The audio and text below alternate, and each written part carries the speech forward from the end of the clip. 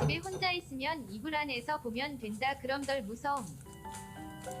미스테리 컨텐츠 바로 진행을 해보도록 하겠습니다, 여러분들.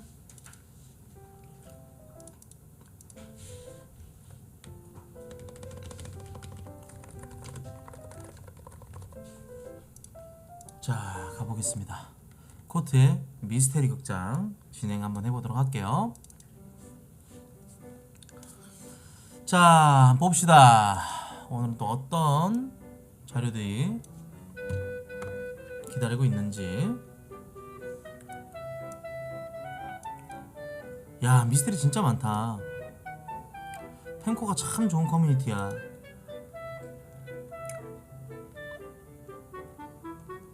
난 처음에 펜코 약간 일베 같은 사이트인 줄 알았었거든. 거기가 지금 아프리카 탭이 생겨서 그렇지만 아프리카 탭 생기기 전에 BJ들 욕짓거리 하는 새끼들이 너무 많아가지고 어우, 난 거기 약간 일베인 줄 알았어. 지금 많이 좀 순화됐더라고요. 예. 자, 좀 임팩트 있는 글들로 한번 가보도록 하겠습니다.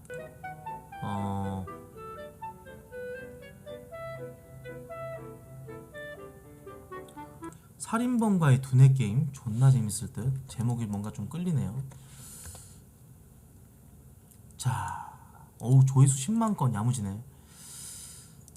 자, 그럼 한번 진행을 해보도록 하겠습니다. 자, 미스테리 컨텐츠 시작하겠습니다.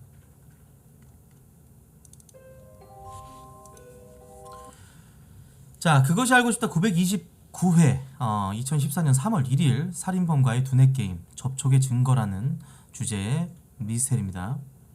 다크모드 바로 켜줄게요. 자, 이 이야기는 펜코뿐만 아니라 다른 커뮤니티에서도 굉장히 떠들썩했던 그런 사건입니다. 지금부터 집중을 해주시기 바라겠습니다. 2013년 9월 23일 한 평범한 일상 가족 속에서 아내였던 안선희 씨에게 일어난 안타까운 사건입니다.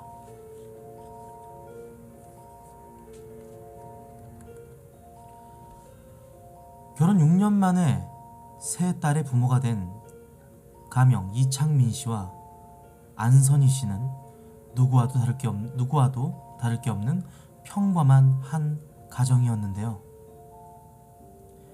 이 가족 구성원들에게 무슨 일이 있었을까요? 23일 새벽 0시 26분 남편인 이창민 씨는 둘째 딸, 셋째 딸을 재우고 첫째 딸을 데리고 친할머니가 있는 친가 쪽으로 향했습니다. 가족을 위해 일하는 선희 씨는 명절임에도 불구하고 다음날 자신이 일하는 미용실을 열기 위해 남은 두 딸과 집에 남았다고 합니다. 이때 안선희 씨의 어머니께서 말씀하신 인터뷰 내용입니다. 추석 때 먹던 송편떡 싸고 복숭아 싸고 버스 타고 가니까 가게 문이 닫혔었어요. 이 명절이라서 오늘 가게 안 나올 리가 없는데 왜 안 나왔을까? 평소 부지런한 성격으로 오전 10시면 어김없이 자신의 미용실 문을 열었었고 점심 도시락을 직접 싸가지고 다닐 만큼 좀처럼 가게를 비울 일이 없었다는 선희씨. 그러나 선희씨의 엄마가 먹을 것을 싸들고 미용실에 도착해 있었을 때는 문이 닫혀져 있었던 상태였습니다. 선희씨는 미용실을 운영을 하고 있었군요. 장모님에게 전화를 받은 남편은 그저 아내가 잠깐 볼일을 보러 어딜 간 거겠거니 생각했지만 아내가 데려다 줬어야 할 아이들이 어린이집에 오지 않았다는 것을 듣고 불안한 마음으로 장모님과 함께 집으로 향했다고 합니다. 그런데 그때 현관문이 이만큼 열렸었어요. 이만큼 딱 열렸었는데 실제 현장 사진입니다. 현관문이 조금 열려 있었던 게 이상했던 장모님과 남편. 집에 들어가자마자 아빠를 맞이하는 두 어린 딸, 그리고 안선희 씨는 거실에 누워 싸늘한 주검으로 발견이 되는데요. 난 처음에는 자기가 속상해갖고 약 먹고 죽은 줄 알았었어요. 평소 돈 문제로 고생도 하고 고민도 많았던 딸이기에 엄마는 딸이 약을 먹고 자살한 줄로만 알았다고 합니다. 안선희 씨의 어머니 정금숙 씨의 인터뷰 내용입니다. 그런데 안선희 씨의 시체는 하의가 벗겨진 채로 누워 있었습니다. 그리고 얼굴과 목 부위 부근에 멍이 든 자국이 있었습니다. 피해자는 상하이 옷과 옷이 벗겨져 있었고 집안을 어질러져 있었으며 온몸이 멍투성인 채로 죽어 있었던 것이었습니다. 이 종합해보자면 남편과 장모님께서 안선희 씨를 찾았을 때는 문이 한 10cm가량 열어져 있었고 안선희 씨는 상의와 하의가 벗겨진 채 거실에서 누워 있었다라는 얘기입니다. 싸늘한 주검으로 말이죠. 아파트 주민 B씨의 인터뷰 내용입니다. 대리석에 머리를 박는 것 같은 그런 위에서 절구로 마늘을 꼭 찢는 듯한 그런 소리하고 차원이 다른 쿵쿵거림이 있었어요. 아파트 주민 C씨의 이야기입니다. 뭐 이상하게 고양이 소리인지 이상한 소리를 들었어요. 얘가 이웃 주민들에게 그날에 대해 물어봤습니다. 엄청나게 큰 무언가를 찢는 듯한 소리와 고양이가 내는 듯한 소리가 들렸다고 합니다. 아파트 주민 A씨는 이렇게 얘기를 합니다. 옆집 아기 아빠가 배를 누르고 문을 막 두들기면서 어떻게 하느냐고 도와달라고 뭐 그렇게 얘기를 하더라고요. 다음날 시체가 발견된 후 남편은 오열하며 다른 사람들에게 도움을 요청했다고 합니다. 명백한 타살임이 확신되므로 경찰은 사인을 알아보기 위해 국가수에 부검을 요청했습니다. 사인은 복부 손상이었습니다. 간과 췌장, 위관, 인대 파열, 혈복강 및 경부 압박 질식사로 판단이 된다고 말이죠. 국가수의 정낙은 법의관님께서 이렇게 얘기를 합니다. 여러 군데의 늑골골절, 흉골골절과 흉부 상부의 손상들이 경부와 연결되어 있는 것으로 보아 아마 족부, 이 발에 의해서 이러한 손상들이 일어나지 않았겠냐라고 전 추정을 합니다. 다시 말해 발로 차였다라는 얘기겠죠. 발에 의해서 목 부분, 윤상, 연골의 골절 등 손상이 일어난 것 같다고 법의관은 이렇게 얘기를 했습니다. 즉 누군가가 발로 안씨의 목과 온몸을 밟아주겠다라는 것인데 이웃 주민들이 말한 고양이 소리는 바로 아내의 고통스러운 신음이었습니다. 누구였을까요? 고양경찰서 강력팀 오승환 팀장님의 이야기입니다. 남편은 큰 아이를 데리고 승강기를 타고 내려가서 이 지하 주차장에서 차를 타고 나가요. 그 이후 혹시 남편이 들어왔나 확인했는데 들어온 건 없었어요. 엄마를 봤느냐고 아이에게 물었는데 엄마가 현관 앞에 있다는 걸 봤다. 딸들이 그렇게 진술을 했어요. 첫째 딸이 그렇게 진술했습니다. 그날 오전 0시 26분에 남편과 첫째 딸이 아내와 인사를 하고 집 밖을 떠난 뒤 누군가가 와서 안씨를 잔인하게 강간을 하고 살해를 한 것일까요? 실제 사건 현장의 사진입니다.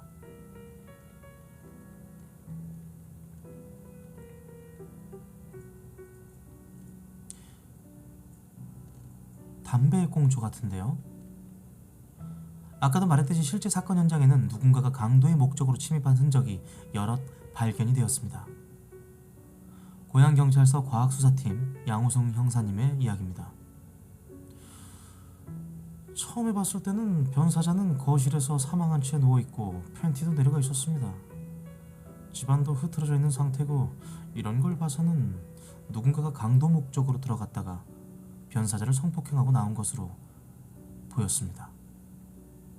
집안이 흐트러져 있었고 안씨의 옷은 벗겨져 있었으며 누군가가 핀 듯한 담배 자국과 현장에서 담배꽁초 2개 피가 발견이 된 것입니다.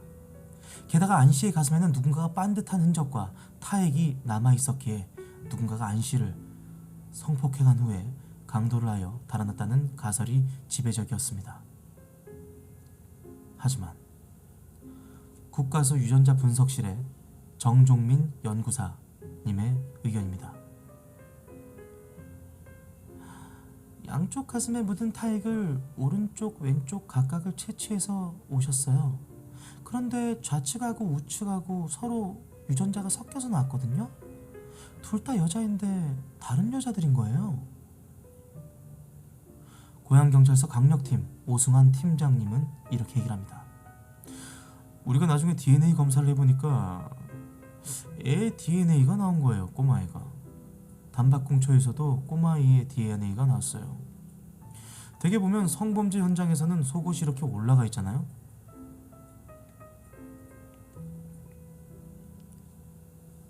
다시 국가수의 정낙은 법의관입니다. 성폭행 목적으로 여자를 제어하기 위해서는 안면을 가격한다든지 손목을 완전히 제압한다는 그런 행동이 있는데 이런 것들이 관찰이 안 됐었습니다. 아내의 가슴에 있던 DNA는 어린 두 딸이 모유를 먹으려고 빨아댔던 것으로 확인했는데 그 타액에서 나온 DNA였습니다. 그러나 담배꽁초에 나온 어린 두 아이의 DNA는 왜 나온 것이었을까요? 게다가 보통 성범죄라면 속옷, 브래지어가 위쪽에 올라가 있어야 하는데 안 씨의 속옷은 아래쪽으로 내려가 있었다고 합니다. 성폭행 목적으로 여자를 제어하기 위해 안면 가격이라든지 손목을 완전히 제압한다라는 행동 증거들과 흔적들이 전혀 보이지 않았던 것이었죠. 결정적으로 정액 반응이 음성이 나왔습니다. 이는 안 씨는 성폭행을 당한 것이 아닌 것이죠. 현장에 숨겨진 비밀은 도대체 무엇이었을까요? 만약 강도가 뭔가를 뒤졌을 경우에는 많이 흐트려 놓는 게 일반적이거든요. 이불이 잘 개져 있는 상태로 그대로 바닥에 내려와 있었고 도둑들은 밑에서부터 서랍을 연다고 합니다. 시간을 벌려고 말이죠. 이것도 가방을 엎어놓은 건데 가방은 왜 이렇게 엎어놨을까요? 지갑도 반대편에 있었단 말이죠. 그냥 가져가려면 가져가지 컴퓨터가 그렇게 중요한 물건도 아니었을 텐데. 절도의 흔적에서도 미심쩍은 부분이 발견이 됩니다. 만약 강도가 무언가를 뒤졌을 경우 현장을 많이 흩뜨려 놓는 게 일반인 반면에 장롱에서 이불을 꺼내놓은 것도 뒤진 흔적이 보이지 않는 이불이 잘 개어져 있는 상태로 그대로 바닥에 내려와 있었습니다. 두 번째, 서랍장도 일반 절도 행위 시에는 도둑들이 다시 닫는 시간을 줄이기 위해 아래서부터 여는데 이번 현장은 달랐다고 합니다. 컴퓨터도 떨어져 있었고요. 절도범이라면 귀중품을 챙기기 위해 보통 화장대를 뒤지는데 이번 현장에서는 건드리지도 않았던 것이죠. 단순히 강도나 이런 것으로 위장하기 위해서 엎어놓은 게 아닌가, 인위적인 그런 흔적이 아니었나 저는 그렇게 생각을 합니다.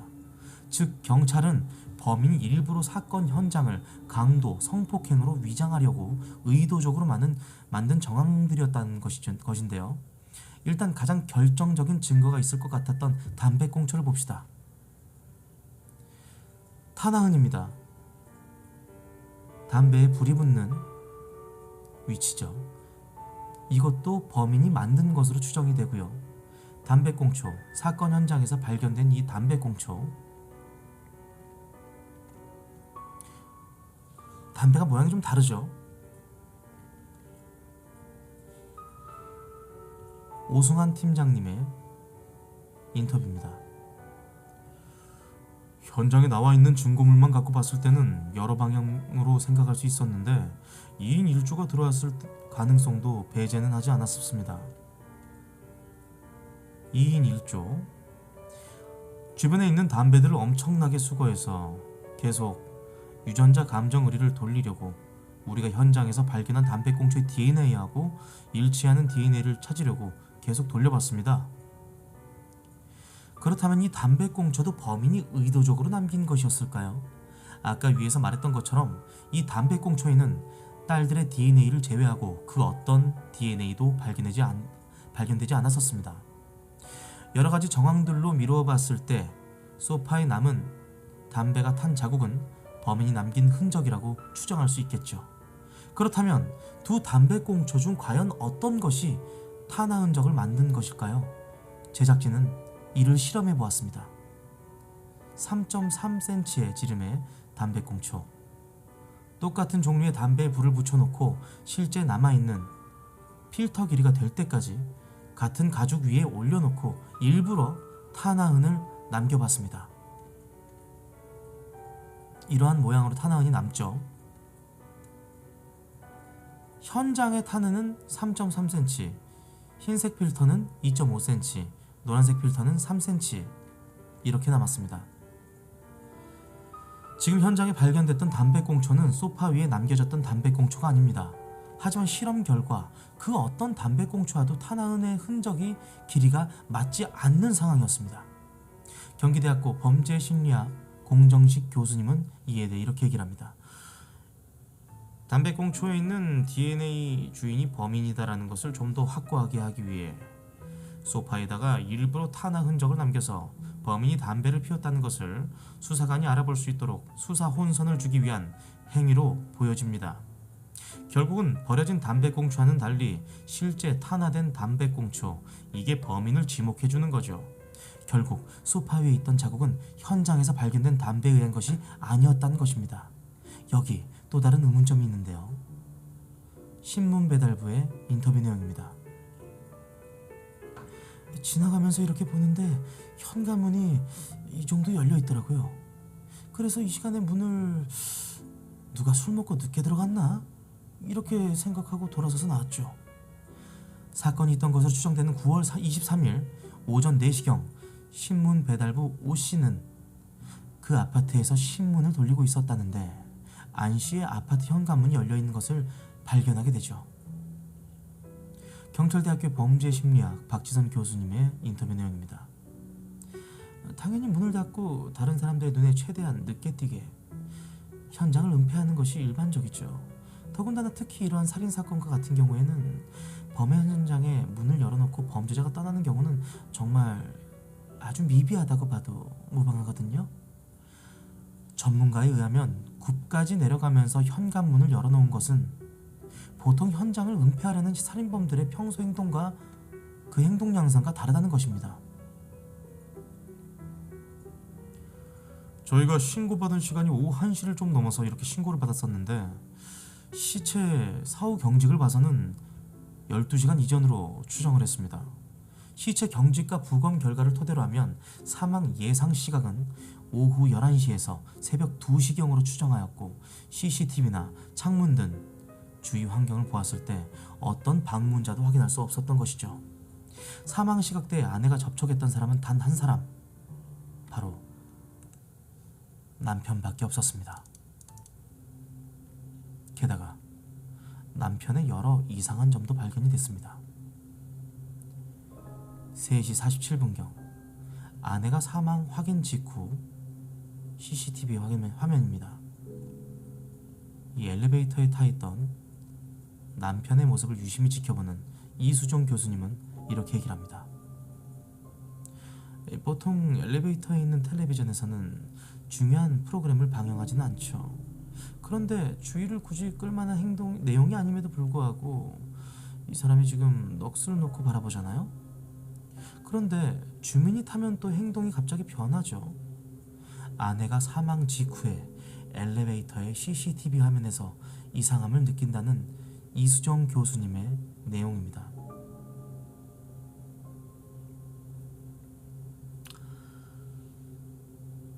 사망한 안진희 씨의 어머니는 이렇게 얘기를 합니다. 어머니, 저기 미용실에 가봐요. 그래, 가보재요. 애들 데려다주는 놀이방에 가보재요. 원장 선생이라도 만나본다고. 장모님도 자신과 함께 아내를 찾으러 다닌 남편이 지금 와선 좀 이상했다고 얘기를 합니다. 하지만 남편의 주장에 의하면 사건 시각 남편은 범행이 불가능한 장소에 있었던 것입니다. 엄마가 있었느냐고 그랬더니 현관에 엄마가 있었다 이렇게 답을 해요. 딸아이가 엄마를 향해서 손을 흔들었다고 합니다. 그리고 아이가 얘기하기를 엄마는 자신을 보고 얼굴을 찡그렸다 이렇게 표현을 했거든요. 아이 얘기를 들어봤을 때는 그 남편이 나갔을 때까지, 아이를 데리고 나갈 때까지는 살아있다는 얘기밖에 안 되니까. 자, 이야기를 풀어가자면 남편이 주장한 0시 26분경 첫째 딸과 함께 엘리베이터를 타고 아내와 인사하는 모습은 찍혔습니다. 다시 들어가는 장면은 없는 CCTV. 그리고 5살 된 아이의 증언에 의하면 아빠와 함께 엘리베이터에서 엄마와 인사를 했고 표정이 어땠다는 구체적인 증언까지 더해지며 남편의 알리바이는 완벽해 보였습니다. 그런데 말입니다. 뜻밖의 곳에서 뜻밖의 사실이 밝혀지는데, 이야, 내용 흥미진진하네요.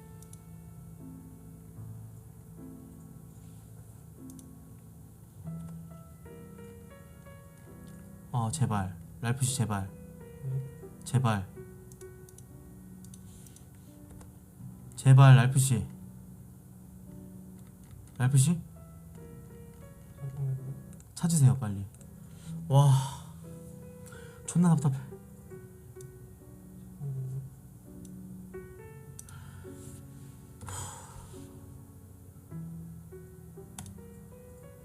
제발.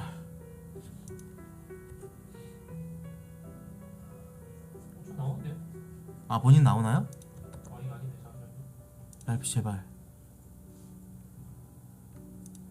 다른 브라우저를 한번 열어볼게요.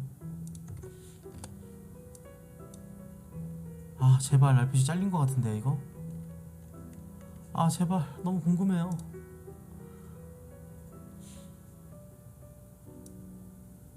같은 내용 좀 찾을 수 있을까요?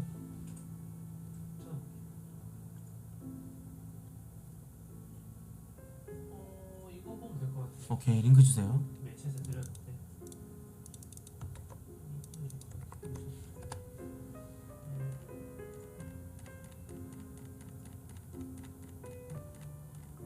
여러분, 네이버 블로그는 다크모드가 되지 않는다라는 점 다시 한번 안내를 드리도록 하겠습니다. 죄송합니다. 짧아요.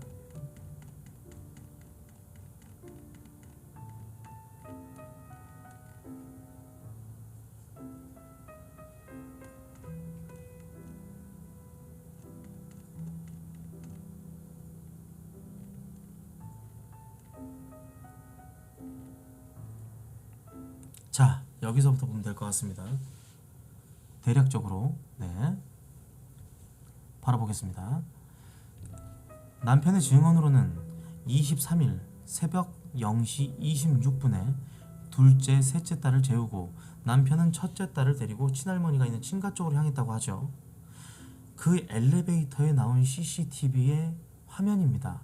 경찰들은 처음에 이것을 보고 남편의 알리바이를 납득할 수 있었죠. 엄마에게 인사를 하는 딸아이, 첫째 딸아이, 그리고 남편. 엘리베이터 CCTV에 찍힌 엄마한테 손인사하는 첫째 딸과 남편의 모습입니다. 그 이후 남편은 친가에 도착하고 아내한테 문자를 했지만 답장이 없었다고 합니다. 23일 친정어머니는 평소처럼 딸의 미용실에 갔는데 문이 닫혀 이상한 느낌을 받은 친정어머니는 걱정이 돼서 아내 집으로 갔었죠. 아까까지 나온 내용입니다. 딸아이 얼굴을 보니까 얼굴이 시커멓고 손은 바짝 쥐고 있었어요. 얼마나 아팠으면 그랬겠어요, 걔가. 피해자는 거실 한가운데 상하이가 벗겨진 채 멍투성이에 죽어 있었었죠. 아파트 주민분들의 인터뷰 내용, 그리고 법의학과 박사님의 인터뷰 내용이었죠.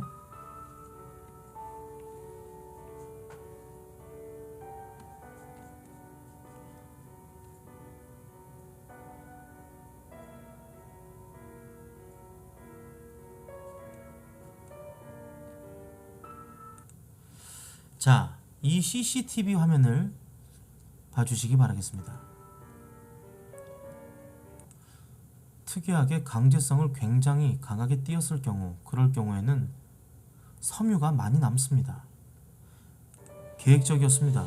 왜냐하면 담배꽁초를 다른 데서 가져왔고 그냥 부부 싸움하다가 그렇게 한 것이 아닐까. 그냥 부부가 다툼하다 그렇게 한 게 아니니까.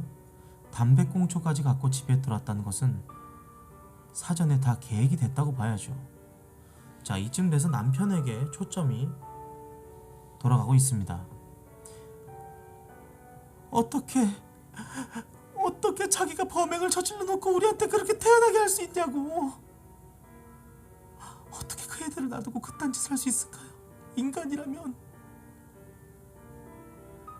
경찰은 남편이 아내를 사망 확인 바로 직후 엘리베이터 CCTV에서 묘한 장면을 포착한 후 죽은 아내의 몸에서 일상적인 접촉만으로 힘든 남편의 티셔츠에 미세한 섬유 증거가 있다고 얘기를 합니다. 증거를 내밀자 남편은 자백을 했어요. 장모님과 함께 간 것과 오열 연기, 두 딸을 남기고 첫째 딸만 데리고 간 것은 이 남편의 굉장히 확실한 알리바이였죠. 계획적이었습니다. 자, 여기서 어떻게 남편이 범인으로 밝혀지게 된 것일까요? 정말 확실한 알리바이였음에도 불구하고 굳이 섬유질 때문만은 아니었습니다. 소아정신과 전문의 이호분님의 이야기입니다. 만 4세 같은 경우에는 반복적인 그러한 상황들만 기억하기 때문에 그게 사실인 것처럼 아빠가 이야기를 하면 아이들은 그냥 자동적으로 믿게 되는 그런 경향이 좀 있죠. 첫째 딸은 반복적인 상황에 아빠의 암시에 엄마를 봤다고 믿어버려서 집을 나설 때 엄마가 없지만 아빠가 엄마에게 손을 흔드는 척을 하자 똑같이 행동했다고 전문의는 말합니다. 여기서 밝혀낸 것이죠. 첫째 딸의 증언에 의해서 말입니다.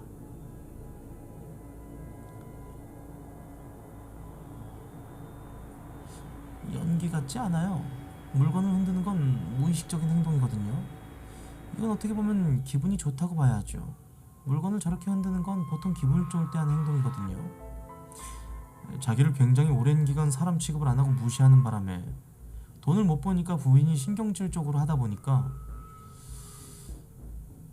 미용을 하면서 모아놓은 돈이 좀 있잖아요. 가게도 하고 있으니까 그 돈으로 노래방을 계약해서 1년 신랑이 또 힘들다고 하니까 또 피자집을 차렸었고 1,500만 원 정도를 지인에게 빌리려고 했다고 합니다. 왜냐고 물어보니 이혼을 할 거라고 얘기를 했다고 하는데요. 집 한 채라도 얻어서 딸하고 살게끔 3천만 원을 준다는 거예요. 아내가 모은 돈으로 남편은 노래방, 피자집 등 사업 실패로 돈을 날렸다고 합니다. 인내의 한계를 느낀 아내는 이혼 요구를 했는데요. 아내한테 헤어지자는 이야기를 듣고서는 남편이 결국 용도가 없다. 나는 너에게 이제 폐기 처분되어도 상관없다. 복수의 뜻으로 아내를 살해한 거고 그것은 굉장히 비장한 남편인 거죠. 일반적으로 엄마가 손을 흔들었다는 증언은 굉장히 사실모호한 증언이거든요. 그런데 첫째 딸이 이렇게 얘기를 했습니다. 집중해주세요. 얼굴을 찡그린 채라는 표현은 사실 일상적으로 아이가 경험하지 않았다면 나올 수 없는 구체적인 표현입니다. 가장 어떻게 보면 가능성이 높은 측면이라고 한다면 당연히 아이가 본 엄마의 마지막 모습, 엄마가 누워있는, 찡그리고 누워있는 엄마의 사체를 보고 이러한 표현을 아이가 쓴 것이 아닌가, 그렇게 저희는 생각을 했고 찡그렸다라는 표현에 초점을 뒀습니다. 첫째 딸은 엄마의 표정이 찡그렸다고 말한 이유는 엄마의 마지막 모습을 보고 누워있는 모습을 보고 이런 표현을 쓴 것이라는 박지선 교수의 말씀과 더불어 처음부터 모든 게 계획적이었던 남편과는 달리 아내는 마지막까지라도 돈이 없는 남편을 배려해 지인에게 돈을 빌려 딸들과 함께 집을 떠나려고 했었다고 합니다. 결국 남편 손에 죽음을 맞이한 이 사건이 너무 가슴이 아프네요. 어린 딸들 앞에서 죽은 엄마의 한은 어떻게 하면 풀어줄 수 있을까요?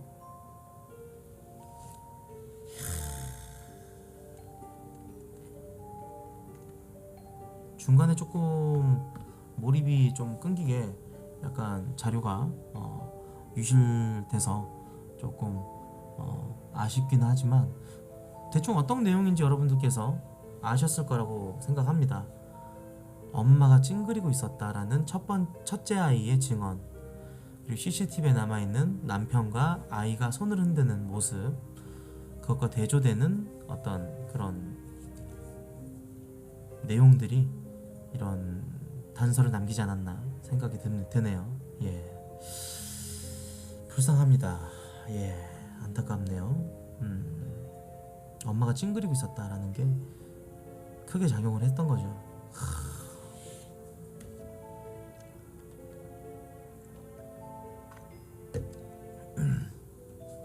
더 좀 마음 아픈 거는 아까 그 엄마의 그 흉부에 예,